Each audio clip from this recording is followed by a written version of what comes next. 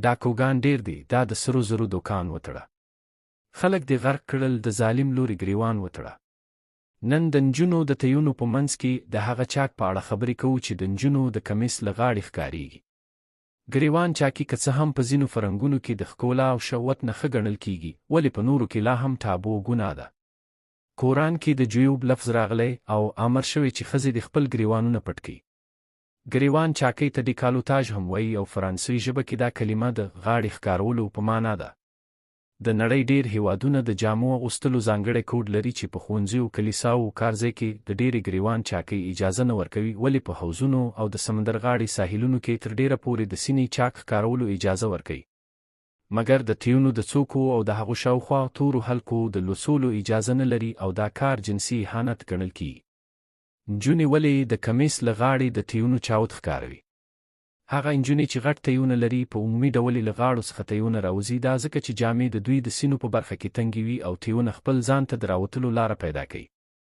بازار کې چې کوم شرټونه خرڅېږي هغه ټول په یو سایز وي. که چېرته نجونې وغواړي دا چاک ښکاره نه شي کولی شي په ښه یاد باندې فرمایي شي کمیسونه وګنډي چې د سینو په برخه کې آزاد وي.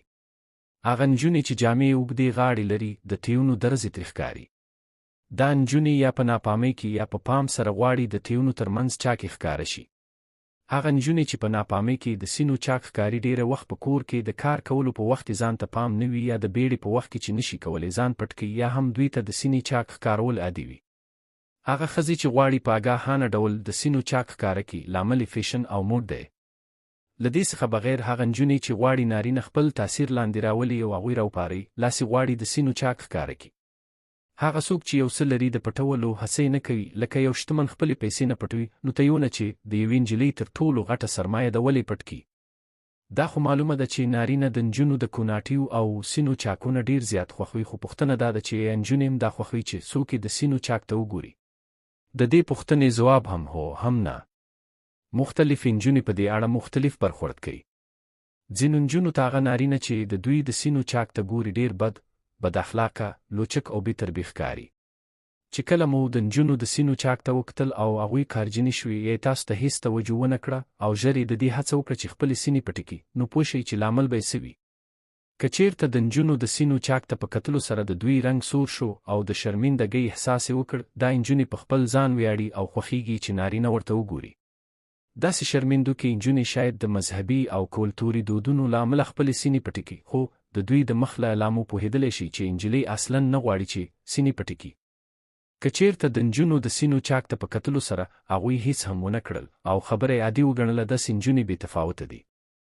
دوی ته دا مهمه نه ده چې سینو ته یې وګوري که نه، خو که ډېر ورته وګوري شاید ګمان وکړي چې جامو یا سینو کې څه ستونزه شته.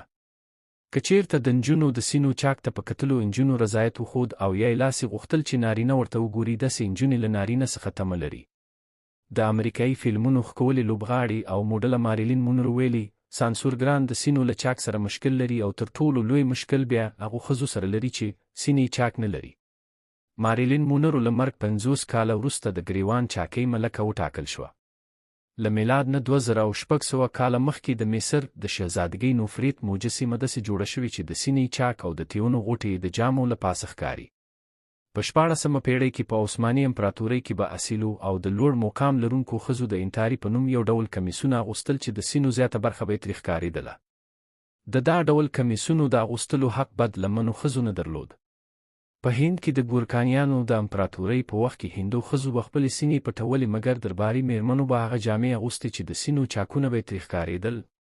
په 14مه پېړۍ کې اروپایانو دا دود له درباره راوویست او د ټولو ښځو ځانګړتیا یې وګرځوله. ګرېوان چاکي له اصیلو ښځو نیولې تر رنډیانو پورې د ټولو فیشن شو. د فرانسې له انقلاب نه وروسته د ښځو داسې جامې دود شوي چې سینې به یې ډېرې پراخې وي چې د سینو د چاک تر څنګ به د ښځې لوسې اوږې او تخرګونه هم ترې ښکارېدل. په داسې حال کې چې په افغانستان، ایران او مصر کې په میډیا باندې د سینې د چاک ښکارېدل لوسوالی ګڼل کېږي او قانوناً ښکاره کېدلو ته اجازه نه ورکول کېږي. په 18مه پېړۍ کې داسې سینه بندونه رواج شول چې تیونه به یې پورته جګول او په دې ډول به د سینو چاک مخکې راووت.